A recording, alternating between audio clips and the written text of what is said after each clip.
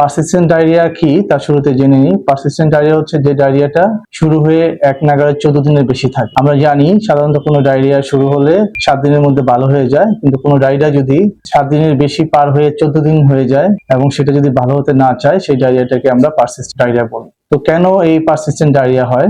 এটা সাধারণত বিভিন্ন কারণে হয়। এর এক নাম্বার হচ্ছে যে হোস্ট ফ্যাক্টর, অর্থাৎ একটা বাচ্চার বয়স যদি 1 বছরের কম হয়, বাচ্চা যদি অপরিপক্ক এবং কম ওজন নিয়ে পৃথিবীতে আসে, তার যদি অপুষ্টি থাকে, তার যদি রোগ প্রতিরোধ ক্ষমতা কম থাকে, তাহলে এই বাচ্চার ডায়রিয়ার পারসিস্টেন্ট হওয়ার সম্ভাবনা বেড়ে যায়। আরেকটা হচ্ছে যে বাচ্চাদের ফল্টি ফিডিং প্র্যাকটিস, অর্থাৎ বাচ্চা খাবার গ্রহণে তার সমস্যা। আমরা সাধারণত বলে থাকি যে বাচ্চা জন্মের পরপরই বাচ্চাকে শাল দুধ খাওয়াতে হবে এবং প্রথম 6 মাস শুধুমাত্র বুকে দুধ খাওয়াবে, কোনো রকম পানি, মধু, চিনির পানি এগুলি কিছুই খাওয়ানো যাবে না।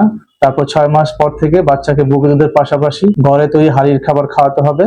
তো কিছু কিছু মা দেখা যায় বাচ্চাকে বুকে দুধ না খাইয়ে প্রথম 6 মাস বিকল্প হিসাবে তারা বিভিন্ন ধরনের কৌটা দুধ খাওয়ায়, এতে করে বাচ্চার ডায়রিয়া ভালো হতে চায় না। এছাড়া 6 মাস পরে কমপ্লিমেন্টারি ফিডিং, যেটা ঘরে তৈরি হাড়ির খাবার, খিচুড়ি, ভাত, ফল, সবজি, মাছ, ডিম এগুলি না দিয়ে তারা দেখা যাচ্ছে যে বিভিন্ন ধরনের সিরিয়াল খাওয়ায় এবং চালের বাটা, চালের গুঁড়ি এগুলি পানি দিয়ে গুলে খাওয়ায়।